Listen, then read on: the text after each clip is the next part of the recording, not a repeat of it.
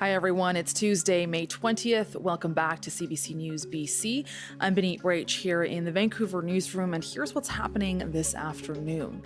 Well, a suspect has been arrested and charged with multiple offenses after a woman was allegedly attacked, robbed, and sexually assaulted by a stranger in a Stanley Park bathroom on Monday. That's according to VPD.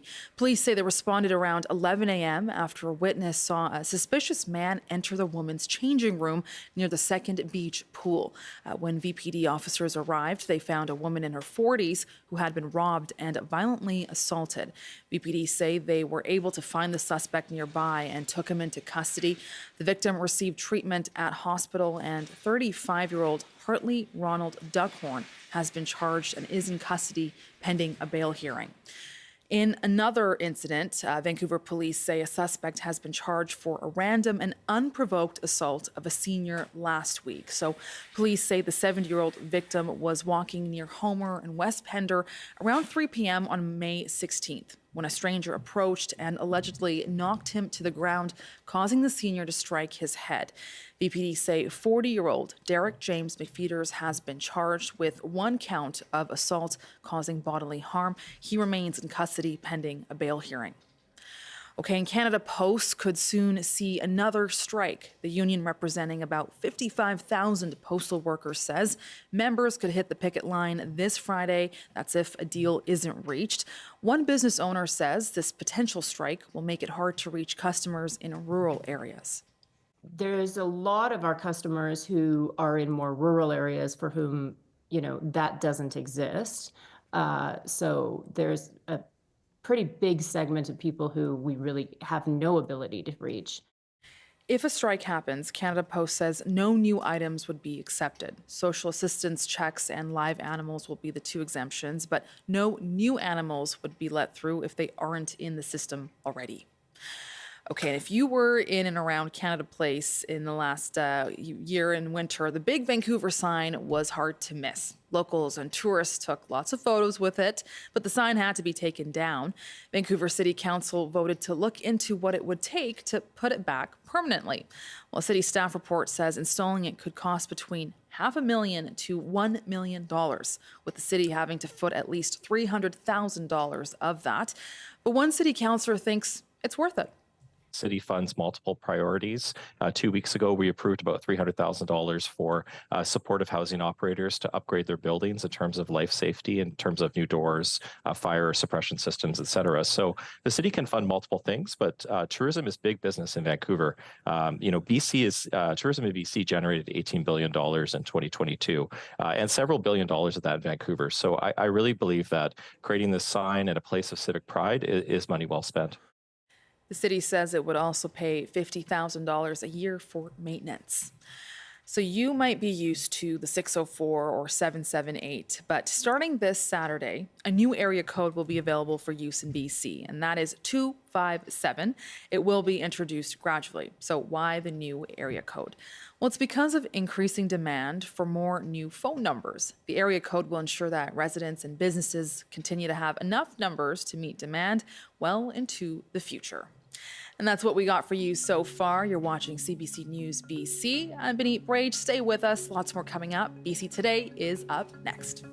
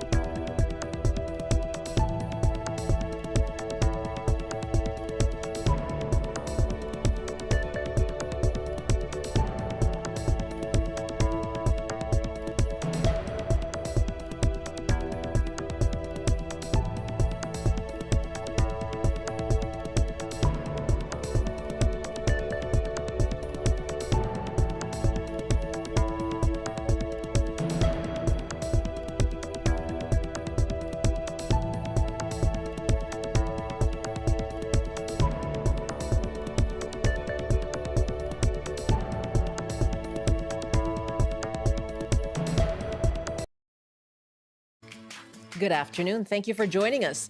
Bracing for another Canada Post strike. The union has served strike notice and could be off the job Friday. The previous strike, just ahead of the holiday season, lasted more than a month. So can another potential strike be averted now? And can small businesses afford another disruption? That's up first. After 12:30, swimming is a crucial life skill, but lessons can be hard to come by. So have you tried to sign up for a class? And what's the solution to high demand and few spaces? I'm Michelle Elliott. Welcome to BC Today.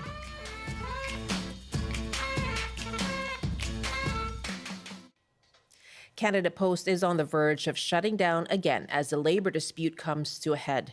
The Crown Corporation says it has received strike notice from the union representing 55,000 postal workers. And a walkout could start this Friday morning at midnight. This is the second labor dispute in 6 months. And despite the government ending the strike last year, the two sides remain at odds. And another labor disruption means another blow to Canada Post's already dire financial straits. John Hamilton is a spokesperson for Canada Post.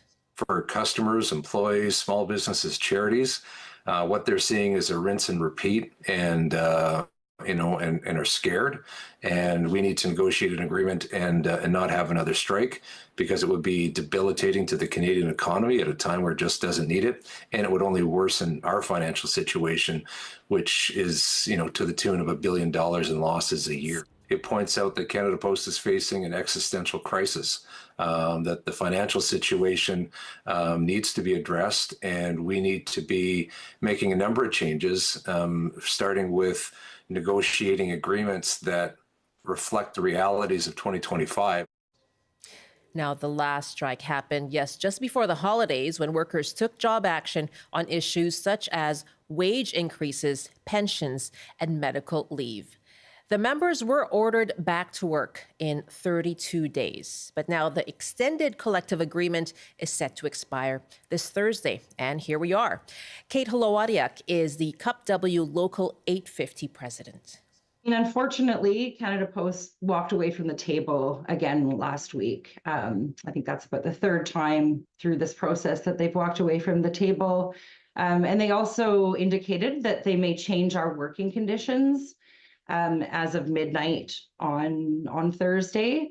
So that would include suspending employee benefits like their medical, the prescription benefits. And that would affect also people that are on maternity leave, short-term disability. So this is kind of the CUPW's response to that. That's Kate Hirakida speaking on Monday, the Cup W local president in Victoria. Okay, we want to put this to you and ask you on the open line as well. You can give us a call. What can be done to prevent another Canada Post strike? And if you're a small business, can you afford another postal disruption?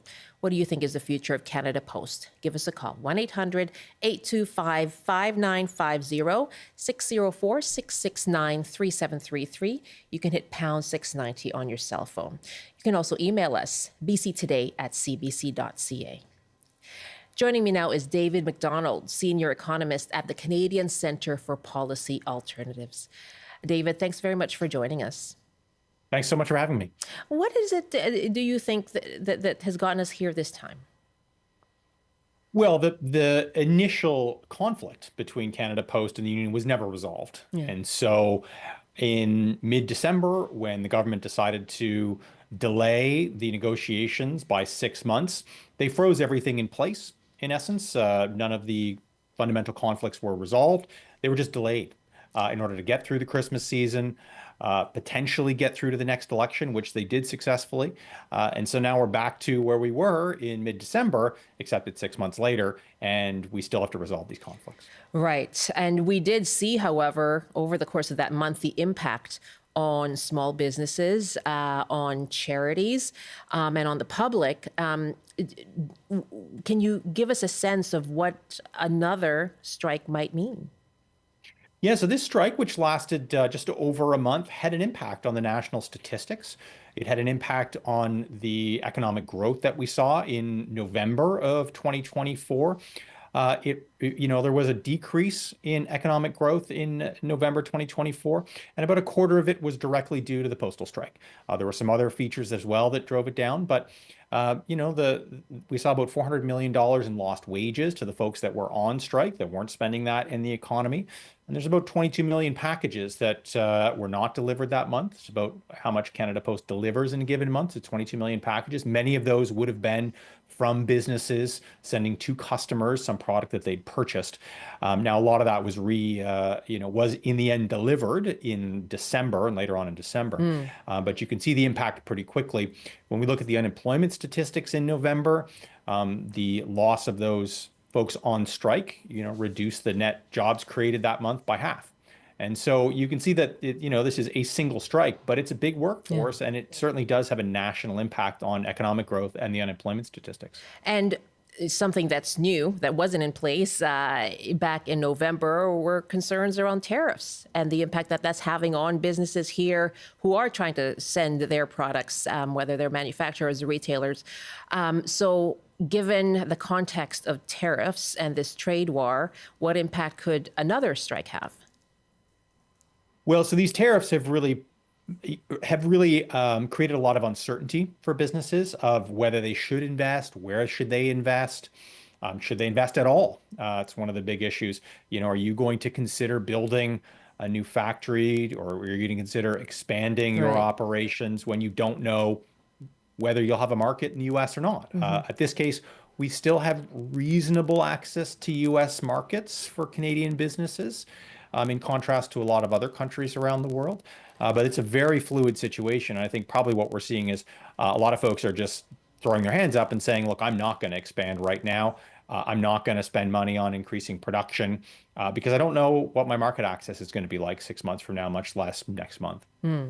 Let's just take a call here. We're asking you, do you think that another strike, the second in just months at Canada Post, can still be averted? What needs to be done? And we'd love to hear, can small businesses, we've heard the impact on them, can they afford another labor disruption at Canada Post? Give us a call, 1-800-825-5950, 604-669-3733. And you can also hit pound 690 on your cell phone. My guest is David MacDonald, Senior Economist at the Canadian Centre for Policy Alternatives, joining us from Ottawa. Let's take a call from Rick now in Victoria. Hi, Rick. What do you think this strike means for Canada Post, Rick? I don't know that Rick's there. Oh, hi, Rick. Go ahead. I think it should be the death knell of Canada Post. It doesn't make a significant amount of service in today's environment.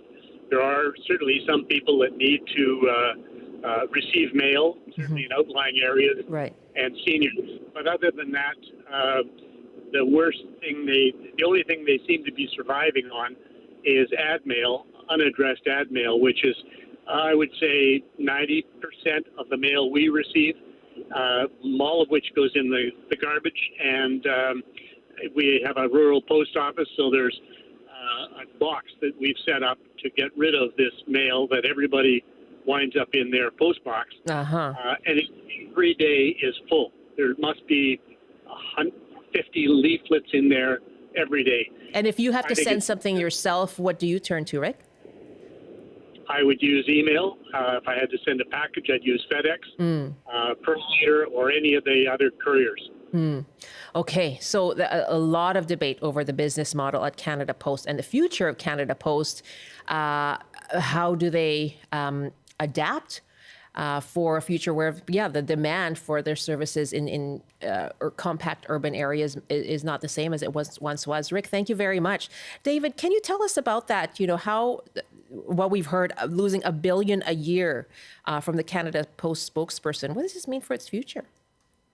Yeah, so we're certainly seeing a decline in letter mail, where people are licking a stamp and sticking it on an envelope. Of course, the cost of those stamps has not been increasing with inflation, and so you're not seeing an increase on that particular line.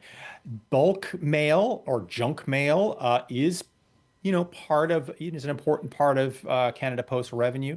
A bigger part is actually parcel mail. And so this is one of the paradoxes that in a time where we have never seen the level of parcel delivery that we see today, Canada Post is struggling to maximize its own ability to deliver parcel mail, which people really want, right? They want to be able to buy something online, have it delivered in a couple days.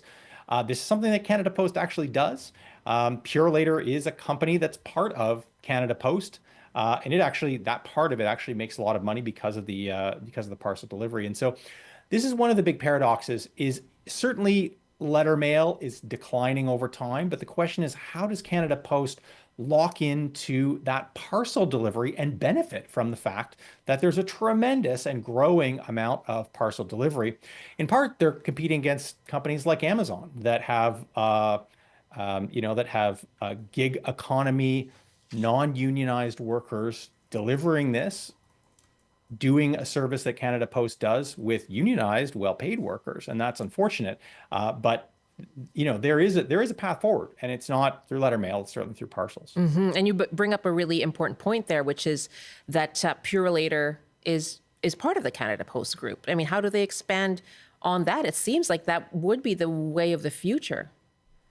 Yeah, and so this is one of the big, I think, challenges for Canada Post or Purolator going forward into the future is how do they hook into this huge craze towards e-commerce of folks buying things online, having them delivered to their houses, having that happen very quickly.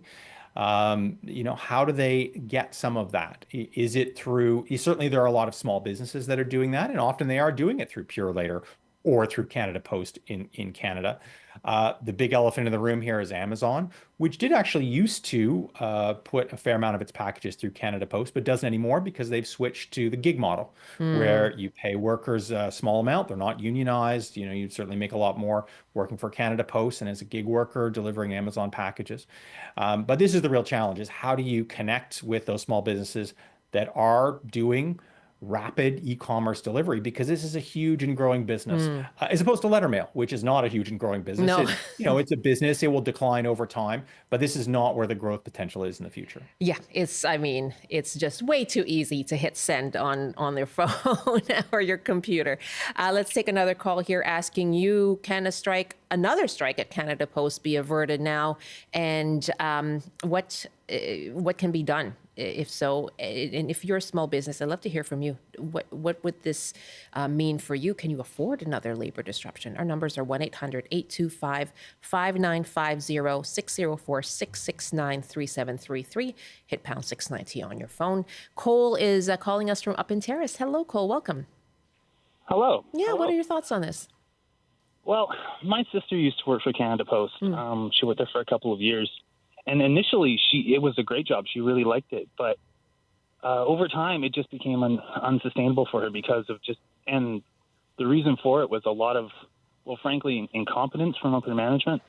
Her routes in Terrace here, the routes are they're not designed by or organized by someone who lives here. They're organized by head office in Toronto or wherever Canada Post headquarters are. And what that would result in is just huge disparities and inefficiencies. One person might be a full-time employee and they'd be done all of their work in 5 hours.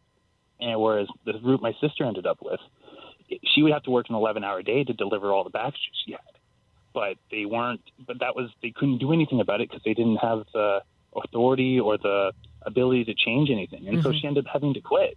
And there was a lot of these inefficiencies and mandates coming from the head office that just made no sense and were extremely impractical and inefficient when it came down to the local running of the office. Too centralized.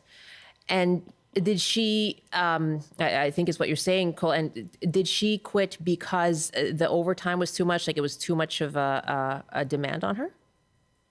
Yeah, it was. I mean, she would ask for help, but they weren't really authorized to do that, or people would be done, and you can't force people to work overtime. Well, I'm done my shift, so I'm going home. Yeah. And so she would do what she could. She has 2 kids. She can't work an 11-hour day, so she would do what she could, and it would just keep piling up and piling up. And it was it just got too frustrating and too stressful, and she ended up looking for other work. Okay, Cole, really good to hear from you. Thanks for sharing that perspective. Yeah, no. An interesting point there. His sister working in Terrace, the routes were inefficient and hard to get any recourse from head office. Really interesting point. We have an email from Kathy who writes, okay, I can go 2 weeks without mail in my mailbox. It gets filled almost daily with advertising and coupons, which go into the recycling bin. Upper level management are the problem, mostly by protecting their jobs and not workers. I have lived in rural areas, so I understand how important Canada Post is to those people. We are being forced to do most of our administrative tasks online. All levels of government online services need upgrading, and many old ways are just bureaucratic bumbling and interference. Where are the critical thinkers to upgrade old policies and procedures? Kathy, thank you very much. Very similar to Cole's point there about management and where those inefficiencies might lie. Dawn is our next caller now from North Vancouver. Dawn, your thoughts on another strike at Canada Post? Well, I think it's kind of outrageous to have that. I used to be a small business owner. I'm not currently, but I sympathize a lot. Anyway, one thing that would help a lot, I think, is no more junk mail. Cheap.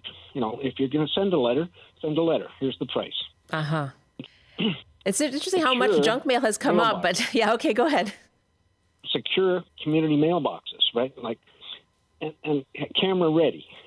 It's a social event, really, when you go to a community mailbox. It can be. And it's really nice. I've been involved with them. Okay. So anyway, the main thing, though, it seems to me, is mail to a house. If the homeowner wants that, they would pay by the step. I mean, I put my mailbox locked at the foot of my steps.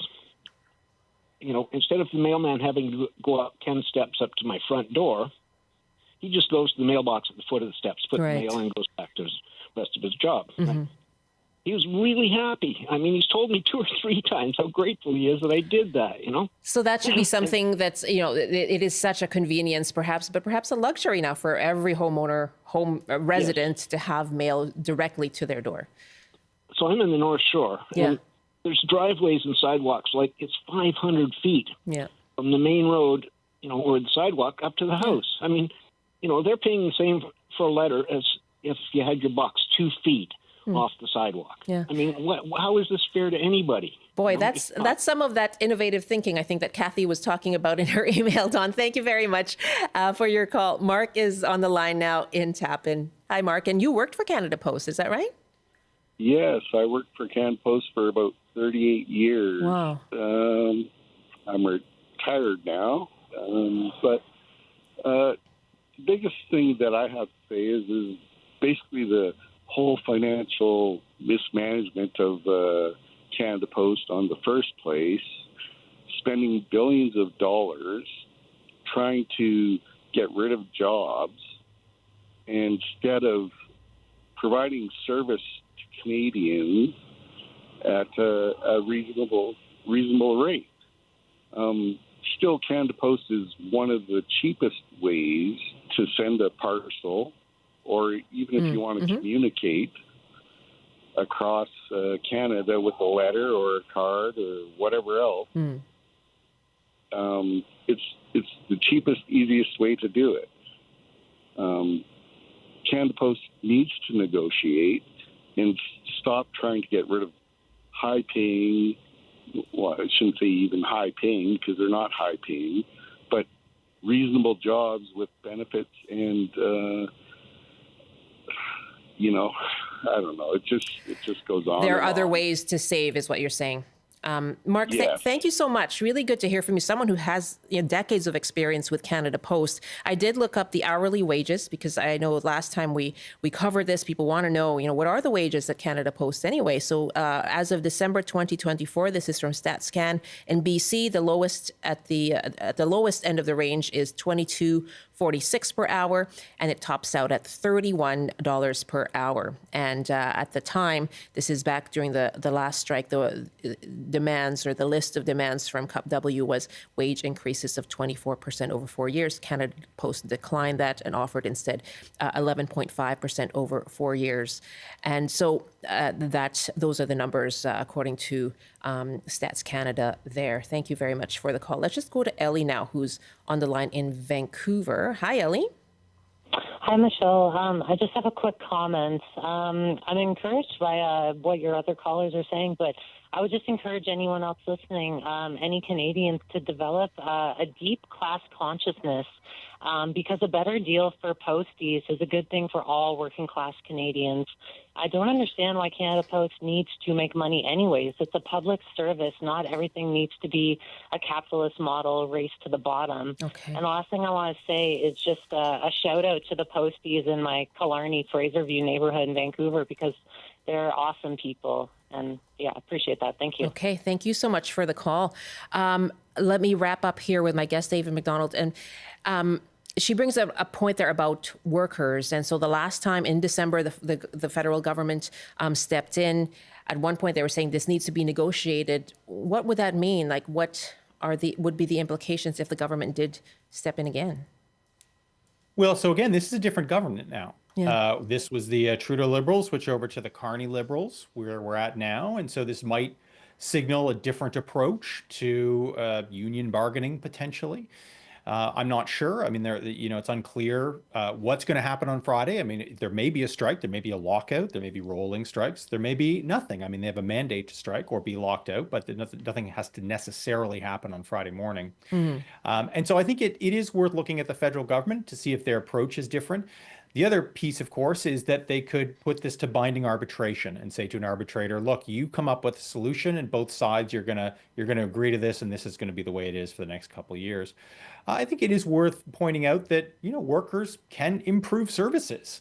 They can look at their local areas and see how routes could be improved, do things better.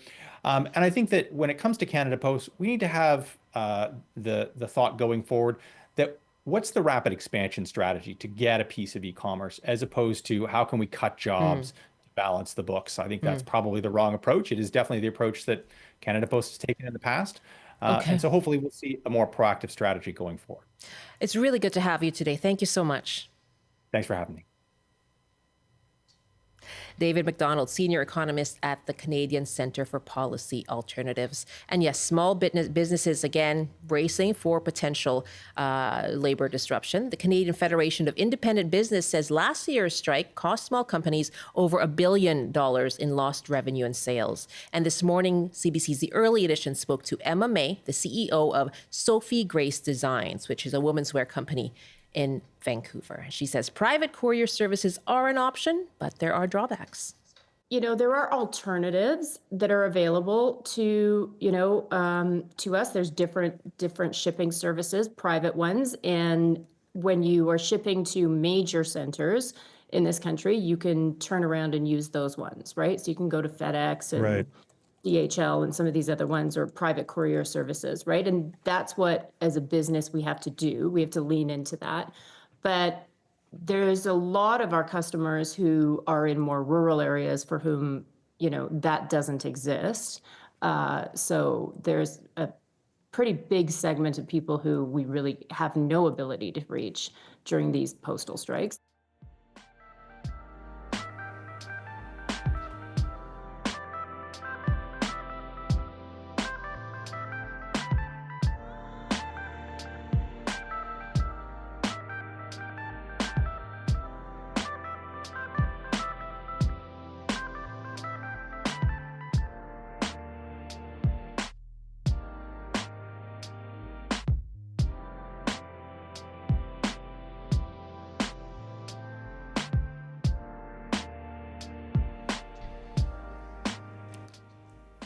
More emails from you now on Canada Post and a potential strike on Friday. Joseph writes, I worked for years in marketing for one of Canada's largest retail brands. We had, and they still have, a comprehensive flyer program.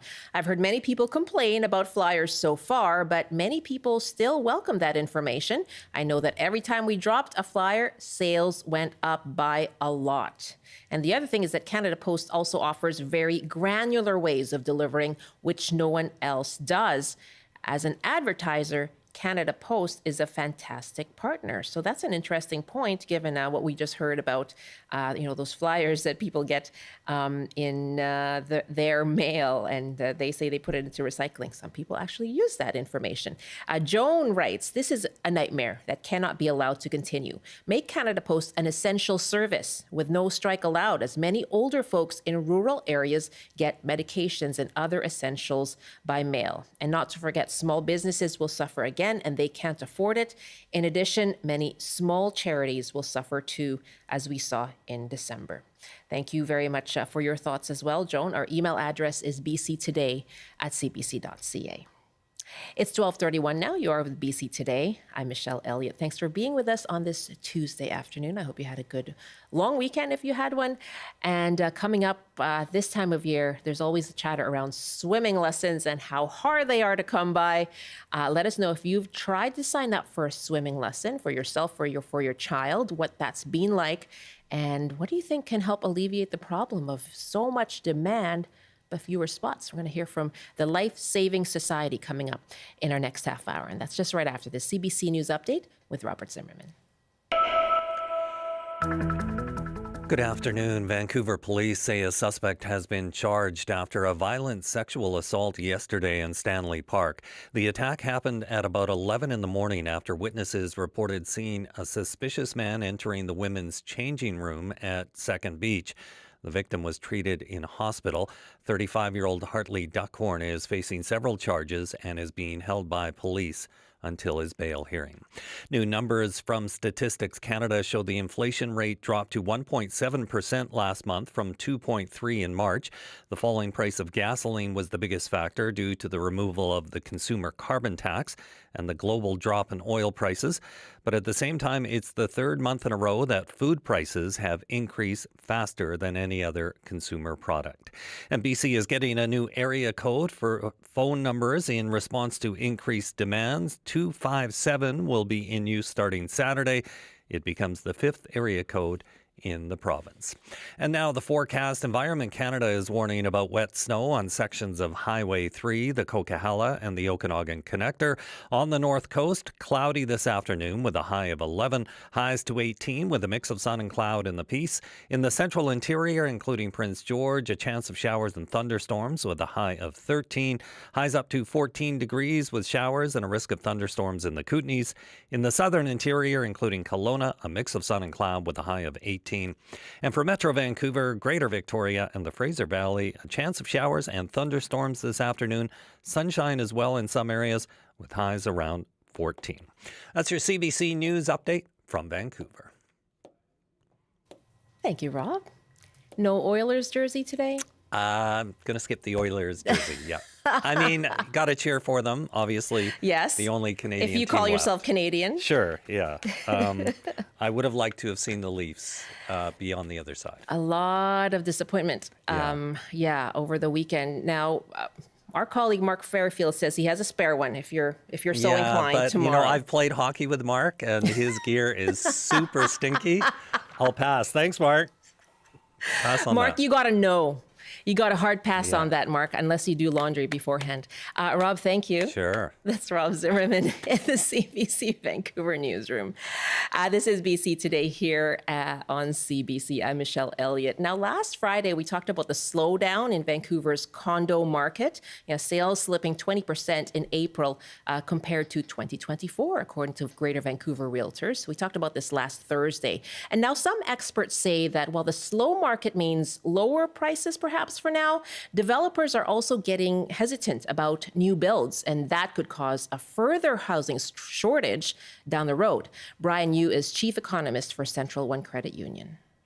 we're now seeing a lot of potential developers kind of pulling back. And I think that's sort of normal. We've heard only a couple of cases, but I think that's more of an underlying trend that it has not been a great period to get new developments off the ground. And while we currently have the scenario of excess inventories, that also means that as we're not building for the future at this point, we are at risk of having a further housing shortage when it comes a year to 2 years out, because we are I'm more concerned around is, again, some of that new home cycles, that if we don't start building more, and we are actually building less now than we were a year ago across BC, our starts are down 30% year over year in the first quarter, that does set the stage for challenges around supply.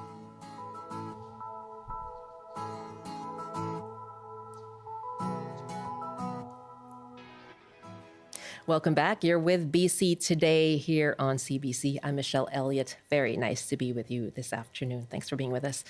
Okay, so last week, I know, a Surrey resident won big at the actual BC lottery. So huge news. But if you're a parent and you're trying to get your kid into public swimming lessons, that too can feel like winning the jackpot. And that is because those lessons are in such high demand, they get filled up within moments. And many parents in Metro Vancouver, they turn to private swimming classes, which can be pricier. So we're taking your calls on this. Have you signed up for swim lessons? What's been your experience? And why are swimming lessons so important to you? How do you think we can address what seems like a shortage, high demand, but perhaps fewer spots, or spots that are inaccessible? You can give us a call, 1-800-825-5950, 604-669-3733, or you can hit pound 690 on your cell phone. Our email is bctoday@cbc.ca.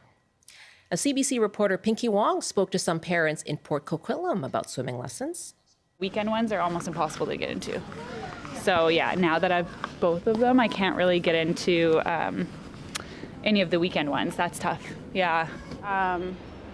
Yeah, it can be. It's tricky and I think it's just going to get even harder because there's so many people moving in, like so much expansion happening so quickly. So there's going to be even more people for fewer spots. Say, cutie pie, what is that? I think it's a good basic life skill to have. Lots of time being spent around water in British Columbia, so it kind of gives a parent, I think, a bit of peace of mind for them to have those basic skills, and it's fun. Some parents speaking to our reporter, Pinky Wong, over in Port Coquitlam. Well, Kimiko Hirakida is Director of Programs and Services for the BC and Yukon Lifesaving Society, and that offers water safety education programs and swimming lessons. And Kimiko joins me now. Hello. Hello. Thank you so much for having me today, Michelle. It's great to talk to you again, Kimiko. And I think the last time we spoke, this was before Lifesaving Society kind of took over that swimming education program from the Canadian Red Cross. Yeah, it was probably around that time, and that's kind of where I came from with the society. I was a Red Cross master instructor trainer, and when Red Cross said they were stepping out to work on more humanitarian objectives, that's when I found myself a spot at the Lifesaving Society to help steer BC towards swimming lessons. Wow, what have you seen when it comes to demand? Echoing what all of those parents said, I love everything that they said. It is a life skill. We are so blessed to be in BC around so many beautiful open water opportunities. And yes, our communities are growing at an exceptionally fast rate. And a lot of the times the recreation centers that are in place aren't necessarily able to house the capacity that their city is now in. So I do see where the struggle is, and it is such a vital life swimming skill that I think it's time to start looking at some creative solutions to finding swimming lessons for everybody. What are some creative solutions, do you think? I think that we need to really work harder with our school boards to look at getting swimming mandatory in especially grade 3. We see that grade 3 around the age of 8 or 9 is where children are really able to learn and process what it takes to be water smart, what it takes to be competent around water, and learn some valuable skills such as our Swim to Survive program. And I think if we had it within the school system and it was mandatory in the school system, this would take a lot of pressure off some of those weekend lessons, for example, that one of those parents mentioned, where if they have a spot through school, then they wouldn't necessarily need a spot on a Saturday. Absolutely. There's that scheduling issue. And so we know that some school districts are offering these classes now. How widespread has that become? We're starting to see it more and more. And even if a school is able to only get to a pool, maybe 1 or 2 sessions, we do have options for that programming. We have our Swim to Survive program, which is our cornerstone of all of our programs. The Swim to Survive standard is what is deemed to be how you could safely save yourself to survive a fall into water. So that includes a roll into water, treading water to look for safety, and then a 50-meter swim to a safe destination. Okay. And so before I go to our first caller, who's going to talk about that exact thing, actually, what's in the works right now, trying to push for that, whether to make it mandatory or at least expand the availability of these courses? I know that many of our cities that are current affiliates of ours are talking to their school districts and seeing what they can do to have a more active conversation around coming into the rec centers. I know that some districts such as West Vancouver, Richmond have been very active in reaching out to their schools and working on an arrangement with them to ensure that the students are getting the swimming skills that they need to have a safe and happy summer. Kimiko Hirakida is with me from the Lifesaving Society's BC and Yukon branch, and we're taking your calls, asking you about swim lessons. What's it been like trying to access them and trying to sign up for them? I know sometimes it can take mere seconds once they become available online. And I've been there myself, trust me.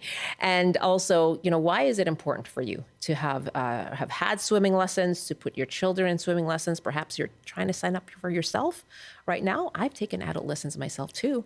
Let us know, 1-800-825-5950, 604-669-3733, or hit pound 690 on your cell phone. And we want to know as well, what do you think of making them part of the school curriculum? Some of the creative solutions that we've been hearing about, some districts, including Burnaby, already doing that too. Ian is on the line in Victoria. Hi, Ian. Hi. Thanks for taking my call. Yeah. This is a very important subject. I'm 57 now. When I was in elementary school in Ontario in the 70s, the swimming lessons were just part of the curriculum. They packed us up in school buses, took us to the rec center, and put us through swimming lessons. And as far as I'm concerned, it's an essential life service, a life skill. Later on in life, I became a commercial scuba diver, compressed air diver, urchin diver, and I spent a lot of time in water, as you can imagine. Yeah. Up and down the coast with the tidal currents, and I can tell you, water is extremely powerful, and it's very easy to underestimate its power. Somebody can fall into water, I'll just swim over there, but if it's cold, if it's moving, you're fighting for your life in a heartbeat. And swimming lessons, they're essential, absolutely essential. Yeah. Nobody wants to lose a child or a friend or drown themselves because they underestimated the power of water. You can just pick it up with the palm of your hand and it'll slip through, so it seems insubstantial, but it really isn't. It's not at all. Ian, you bring up a really important point there, that people tend to underestimate the power of water. Thank you so much. Thanks for sharing your long career with swimming and diving in the waters too. Great to hear from you. Okay, thanks very much. Take care. That's Ian in Victoria. Yeah, really good point there. And you have the Swim to Survive program, Kimiko. I also wonder too, when it comes to underestimating it or not understanding just how dangerous it can be in the water, whether you're in a lake and you fail to understand that it could be a drop-off, unexpectedly so, or, you're a newcomer, perhaps someone who's just come to study here in Canada and don't have that same sort of swim culture. I mean, what's available for people like that who aren't, kids who have parents signing them up? Like, what's the accessibility of lessons for people other than those little kids that you were talking about? We do have adult lessons as well, and we are partnering with different agencies around the province, one being Diversity we've worked with in the city of Surrey and city of Delta in providing free Swim to Survive sessions for newcomers to Canada, because as you said, they might have possibly come from a culture that didn't prioritize water safety, whether that be the location of their country or their resources. There are resources there as well. Something that we also have available at the Lifesaving Society is we have some water smart messages that are written in up to 13 different languages that can help portray different water safety messages in another language for a potential newcomer.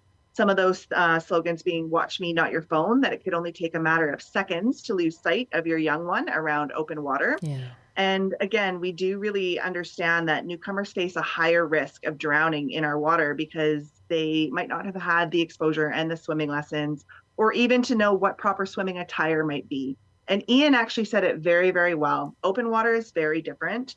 And the analogy that I like to use is just because I can swim here, which is a pool with a bottom, lane lines, and edge-to-gram onto the lifeguards, does not translate directly to open water where there is cold water, moving water, different changing depths, different weather. So I thank Ian for those comments. Yeah, Ian, thank you again for the call. Asking you if you've tried to sign up for swim lessons, what was that experience like? And what do you think can be a solution to the high demand, but it seems, high inaccessibility of those spaces as well? So give us a call, 1-800-825-5950, 604-669-3733, or you can hit pound 690 on your cell phone.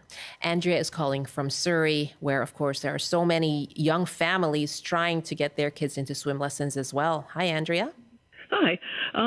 Well, my kids are now long grown up, but when my youngest son, we had our kids in private lessons at a private pool, but when he was in grade 1, they decided to do a test in Surrey and have a class go into the pool and do swimming lessons within the school system. And one of the parents that was with us had her daughter in 2 sets of swimming lessons, which she sat on the side of the pool, would not get in the pool. But when she came to this school, with the school, she sort of was a little hesitant, but she saw all her friends from school going in, and she went in and got started. Oh, wow. And her mother was just shocked. So it was being around her classmates. Yes, it was not a strange place with a whole bunch of strangers. It was somewhere where she was already comfortable with the people she was with. Yeah. And I think that is really, for a lot of kids, when they see the other kids participating, the ones that are more reluctant will be more willing to go in. Yeah. That's a great point, Andrea, and sort of normalizing it more, isn't it? Yeah. Great. Thank you so much for the call. Tia is next now in Victoria. Hi, Tia. Hi. Hi. Are you trying to get your kids into swim classes? Yeah, you know what? I have sort of a little tip to other parents who are trying to sign up for swimming lessons. Obviously on the sign up day, everyone's going to those spots and they go very quickly. But I have found that if you wait about 2 weeks after swimming lessons have begun, a lot of parents, realize they've overscheduled their kids and they actually pull them from those lessons. So then I've had a very easy time if I wait about 2 weeks, and then I can find lots of spots actually for my kids when I'm looking for lessons if you wait about 2 weeks after the start date. Count on parents to come up with a hack. So how old are your kids, Tia? I have a 9-year-old and a 6-year-old. So right smack in the middle of it, eh? Yeah. And you, so doing it that way, you've been able to sign them up for a class. I actually have each season I've used that tactic, and it's been less stress on that morning of the registration day, and just kind of wait it out and really miss a little bit of lessons. But then, I think any swimming lessons is better than no swimming lessons. So that's very true, and I hope you still, thank you for sharing that tip, but hopefully you don't regret it. That's happened to me. There's often a wait list. So I usually sign up for the wait list. And at some point I get a phone call saying a spot has opened up. As long as you're patient with that too. Thea, all the best with your kids. Okay. Thanks for calling in. Okay. Thank you. Okay. Bye-bye. Take care. Bye-bye. That's Thea in Victoria. Kathy also in Victoria now. Hi, Kathy. Hi. Thanks for taking my call. Yeah. What are your thoughts on swim class? So I have a question. Back when I was younger, back in the late 70s, early 80s, I taught swimming lessons and lifeguarded. And my first time of teaching swimming lessons was with the Y, with their neighborhood swim. So it was where people in neighborhoods would donate their pools to the Y to teach the kids in that neighborhood. And I'm just wondering if that program still exists, because I just think it's a really good way of getting into all these different neighborhoods. Kathy, thank you for the question. Yeah, I wonder, is that still being done? People donating their pools for swim time? Kimiko? It's not something that I necessarily know of for larger organizations. I do know that some of those private affiliates, the smaller ones that are popping up for private lessons, that is something that they are working with some backyard pool owners.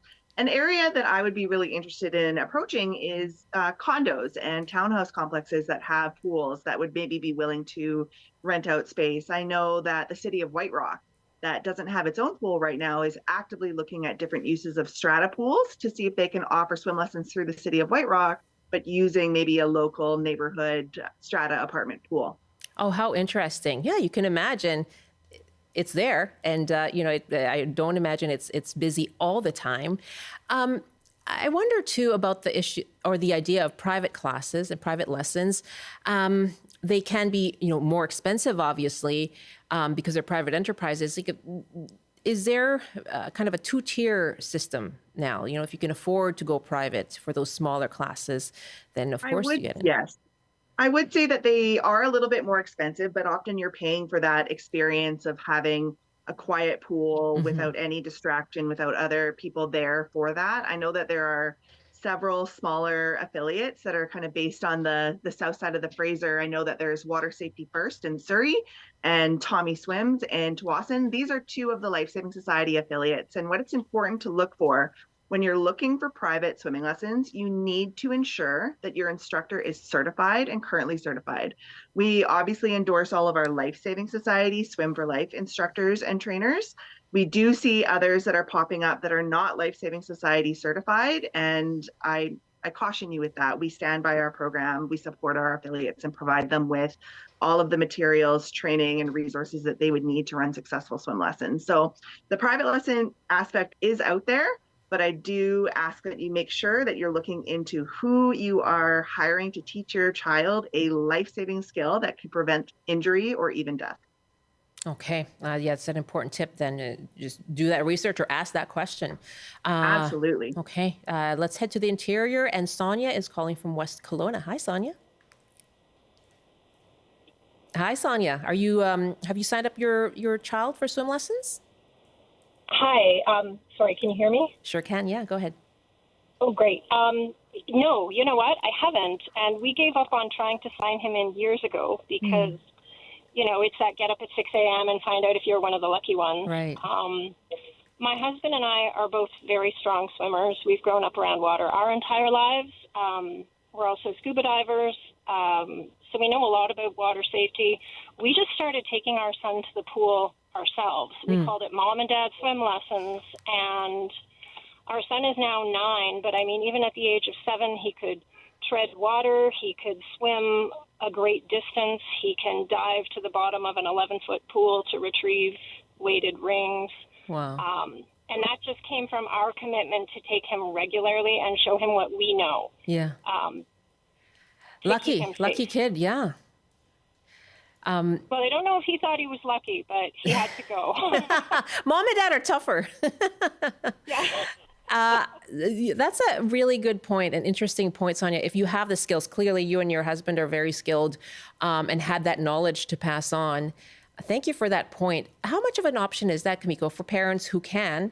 I wouldn't be able to, but for parents who can teach their kids, can they go to a public pool and just splash 100%. around? Yeah. Okay. Yeah, just getting more comfortable in the water, and even something as simple as bath time at home, supervised always, making sure that your child is comfortable leaning back in line fully in a horizontal position with their ears in the water. That's a great tip to do in the bathtub, as well as being on their tummy and putting their face in the water without the use of goggles. While I strongly think that goggles are great for getting kids to see the magic of being underwater, they shouldn't be relied upon as the only tool to get a face in the water, because if those goggles fill with water or slip off, I have seen a child who I thought was a very competent swimmer at the top of the lesson chain, and they jumped off the diving board, their goggles flipped up, and they actually started to drown because they weren't used to swimming without their goggles. So while they're a great tool to practice with and get used to the water, we don't want to become reliant on them. The same comes with the puddle jumpers that I know a lot of parents use. They are great. The marked brand of puddle jumpers is endorsed by Transport Canada as a PFD, a personal flotation device. But again, that importance of learning how to float and be comfortable with your face and ears in the water is a life skill that every child should be learning. Okay, so thank you. Kudos to you for teaching your kid as well, passing on that knowledge. Wonderful. Deborah in Victoria. Hi, Deborah. Oh, hi, Michelle. Thanks for taking my call. Yeah, and what's been your experience with swimming lessons?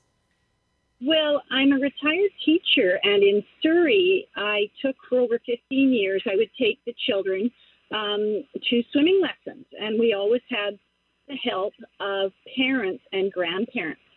And at the particular school I was at, and it's a shout out to Westerman Elementary, there were many English language learners. And so it became a community effort, and all the grannies and the granddads would all get on the bus with us, and we'd go over to the Sun God pool, and they would help in the change rooms.